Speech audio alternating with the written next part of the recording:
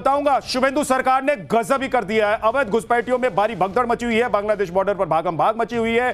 दीदी के समय बंगाल का बाबू सोना गुंडा अब निक्कर में शुभेंदु की पुलिस उससे परेड करवा रही है। पब्लिक ठहाका लगा रही है। कोलकाता का यह स्पेशल चैप्टर है। पश्चिम बंगाल में यूपी के योगी मॉडल की तर्ज पर नॉनस्टॉप एक्शन जारी है। शुभेंदु अधिकारी सिर्फ ताबड़तोड़ फैसले ही नहीं ले रहे हैं, बल्कि ऐसे ऐसे काम कर रहे हैं कि बंगाल में गुंडे माफियाओं की बैंड बजी हुई है। 9 मई को हुए शपथ ग्रहण के दौरान जो ट्यूनिंग शुभेंदु अधिकारी और योगी आदित्यनाथ में देखने को मिली थी, सीएम योगी वाला वही एटीट्यूड अब शुभेंदु अधिकारी के काम में भी नजर आ रहा है। योगी आदित्यनाथ की तरह ही शुभेंदु अधिकारी का मैसेज भी बिल्कुल लाउड एंड क्लियर है। शुभेंदु अधिकारी ने साफ कर दिया है कि घुसपैठिए हमारे दामाद नहीं है जो उनको बिठाकर खिलाते रहेंगे। इस मैसेज के बाद बांग्लादेशी घुसपैठियों में भगदड़ मची। कोई यहां भाग रहा है, कोई वहां भाग रहा है, कोई अपनी जान बचा रहा है, कोई कह रहा है कि भैया पकड़ लेंगे तो डाल देंगे, डिपोर्ट कर देंगे। आप देखिए कि बंगाल में क्या क्या चल रहा है। अवैध घुसपैठियों के लिए होल्डिंग्स सेंटर बना दिए गए, जिसके बाद अवैध बांग्लादेशियों ने भागना शुरू कर दिया। दूसरी तरफ टीएमसी राज के कुख्यात अपराधियों की परेड निकाली जा रही है। कुल मिलाकर लॉ एंड ऑर्डर के मामले में शुभेंदु अधिकारी भी सीएम योगी की तरह ही जीरो टॉलरेंस की पॉलिसी पर चल रहे हैं। अब तो खुलेआम दंगा और उपद्रव करने वालों पर भी एक्शन शुरू हो गया है। एनआईए की टीम ने बंगाल में आज कौन से केस में बड़ा एक्शन ले लिया, यह आपको बताने वाला। बांग्लादेश बॉर्डर पर फेंसिंग लगाने का काम कहां तक पहुंच गया है। जो पहले 15 सालों से फंसी हुई, दबी हुई पड़ी थी, धूल चाट रही थी, उन्हें 15 दिन में कैसे निपटा दिया गया, यह भी आज आपको बताने वाला हूं। सड़क पर नमाज, लाउडस्पीकर की आवाज और वंदे मातरम पर सख्त फैसले लेने के बाद शुभेंदु अधिकारी का फोकस अब किस पर है, शुभेंदु अधिकारी ने आज कौन कौन से बड़े फैसले ले लिए, यह भी आज आपको बताऊंगा। लेकिन सबसे पहले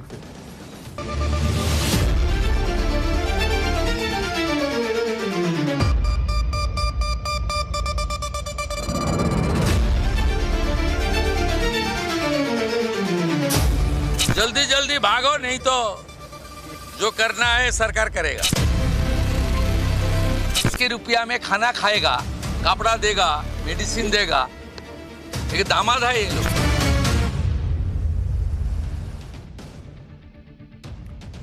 पश्चिम बंगाल में सत्ता बदलने के बाद कैसे बदलाव आ रहा है, उनकी तस्वीरें उत्तरी 24 परगना जिले से सामने आई है। जिन अवैध बांग्लादेशी घुसपैठियों को ममता बनर्जी की सरकार खोज नहीं पा रही थी, जिसे बंगाली अस्मिता के दायरे में ढकने की असफल कोशिश हो रही थी, वही घुसपैठिए अब खुद ही सामने आ गए।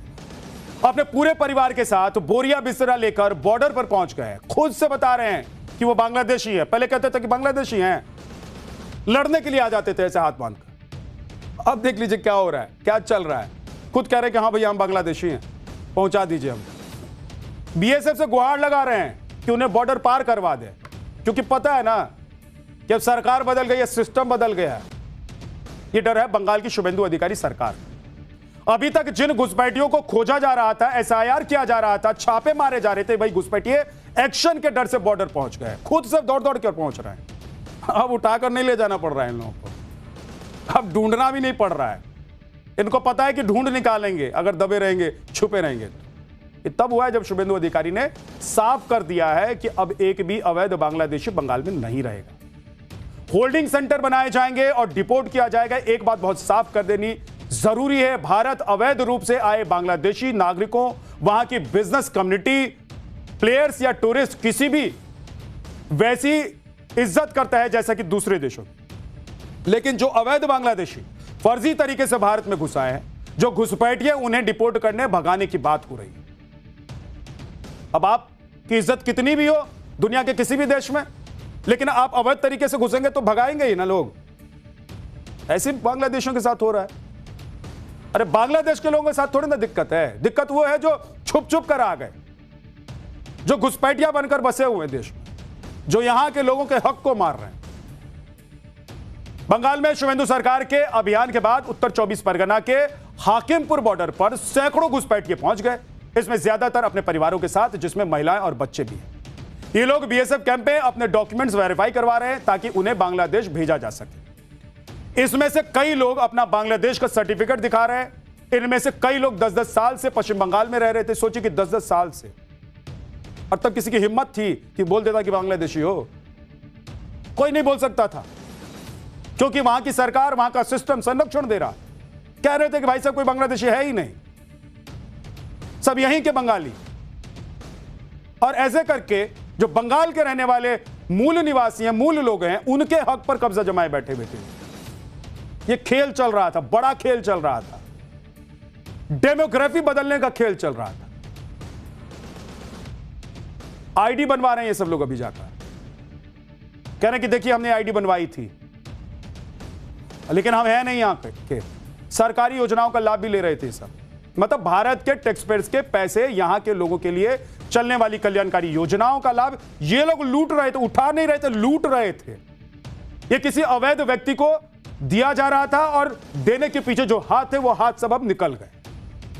लेकिन अब जब शुभेंदु सरकार सख्त हुई है, नई सरकार बनी है प्रदेश में, तब सब खुद ही भाग रहे हैं, कह रहे हैं कि ये देख लीजिए हमारा पर्चा है, ये हमारी आइडेंटिटी है, हम तो बांग्लादेश से आए हैं भैया, हमको बांग्लादेश पहुंचा दीजिए।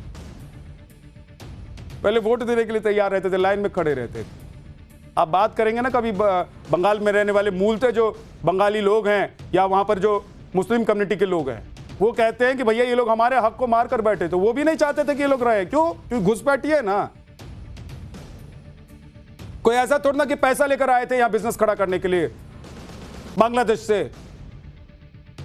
कमाने के लिए यहां पर आए थे डिग्री लेकर। ये सब घुस कर आ गए थे और छुप कर रह रहे थे, और इनका I card, voter ID card सब बनाने वाले लोग इन लोगों को मिल जा रहे थे, मौज ले रहे थे 10-10 साल से।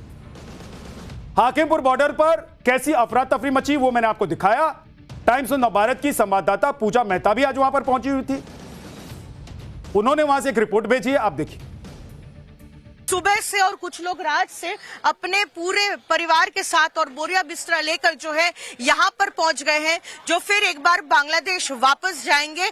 और हमारे पीछे जो है बीएसएफ की चेक पोस्ट है, एक एक परिवार जो है उन्हें उस तरफ ले जाया जा रहा है और बीएसएफ के अधिकारी जो है यहीं से उनकी तमाम जानकारी ले रहे हैं, उनकी जितने भी क्रीडेंशियल्स है उसे रजिस्टर कर रहे हैं, और एक बार जो है उनको हरी झंडी दी जाएगी कि इनको उस पार भेजा जा सकता है या नहीं, उसके बाद ही भेजा जाएगा। लेकिन तस्वीरें आज भी वही है जो एसआईआर के डर के मारे जो लोग यहाँ पर अवैध तरीके से सालों साल से रह रहे थे, अपना घर बसाए थे भारत में बिना किसी वीजा, पासपोर्ट या वैलिड दस्तावेज के साथ, फिर एक बार जो बचे कुचे लोग थे अब होल्डिंग सेंटर या डिटेंशन सेंटर जाने के डर से जो है फिर एक बार इसी हाकिमपुर चेक पोस्ट में बड़ी संख्या में इकट्ठा हो रहे हैं, क्योंकि उन्हें डर है कि अगर अब बांग्लादेश नहीं गए तो फिर उन्हें जो है डिटेंशन सेंटर या फिर होल्डिंग सेंटर में भेज दिया जाएगा। अब लोग खुद मान रहे हैं कि वहां वो अवैध तरीके से बांग्लादेशी बनकर रह रहे थे, बांग्लादेश के हैं लेकिन यहां अवैध तरीके से रह रहे थे। यही बात जब पहले कही जा रही थी तो ममता बनर्जी से प्रोपेगेंडा बताती थी, लेकिन जब बंगाल में सरकार बदली और शुभेंदु अधिकारी साफ कर चुके हैं कि एक भी घुसपैठिए को छोड़ेंगे नहीं। सुनिए आज शुभेंदु अधिकारी ने क्या कहा है। ये एग्जिस्टिंग फॉरेनर्स एक्ट है, कोई नया कानून नहीं है, और ये लोग चला जाना चाहिए। और उनका बांग्लादेशी जो नागरिक है उनका लेने का जिम्मेदार तो है उनका। तो जब हम लोग यहाँ से बोल रहा था तो अब वहाँ से उनका जो स्पोक्स पर्सन है, मैं देखा था सोशल मीडिया में और यूट्यूब में आया, जो उन्होंने बताया जो बांग्लादेशी है वो तो हम लोग ले लेगा। तो ये सब बांग्लादेशी है, इसको ले लेना चाहिए। लेकिन ये लोग को, पुलिस को हम लोग बता दिया जेल में भेजने का जरूरत नहीं है। देश के रुपया में खाना खाएगा, कपड़ा देगा, मेडिसिन देगा, एक दामाद है ये लोग। जल्दी जल्दी भागो, जल्दी जल्दी भागो, नहीं तो जो करना है सरकार करेगा। ये आप देख रहे हैं, ये अंदाज देख रहे हैं, ये तरीका देख रहे हैं, मतलब कौन रहेगा घुसपैठिया। सबको पता है कि ये छोड़ने वाले नहीं है भाई। हुमायूं कबीर तो पहले ही ममता बनर्जी पर मुस्लिम तुष्टीकरण का आरोप लगा रहे हैं। आज जब बंगाल से अवैध घुसपैठियों को भगाया जा रहा तो वो भी कह रहे हैं कि सिर्फ भारत के मुसलमानों को ही यहां रहने का हक है। सुनिए कि हुमायूं कबीर के जुबान कैसे बदले। कोई देश से भारत में घुसेगी, पश्चिम बंगाल बॉर्डर हो, कहीं त्रिपुरा बॉर्डर हो, कहीं जो बॉर्डर हो, तो उनको खिलाफ कार्रवाई होना चाहिए। कोई लीगलिटी लेके, पासपोर्ट लेके, वीज़ा लेके कोई देश के सफ़र कर सकते, इसी के लिए तो कोई दिक्कत नहीं है। लेकिन कोई बेआईनी, उनका बांग्लादेश का नागरिक है, उनका रहने वाला है, वो बंगाल के आके भारत के कोई अंतर्राज्य आके तो नहीं आना चाहिए। तो इनको खिलाफ कार्रवाई होगा, ये मैं स्वागत कर रहा हूँ। आप सोचिए कि ये वो नेता है जो कभी मानते ही नहीं थे कि घुसपैठिए रहते हैं पश्चिम बंगाल में, आज अपने दिल पर पत्थर रखकर कैसे जुबान से बोल रहे हैं।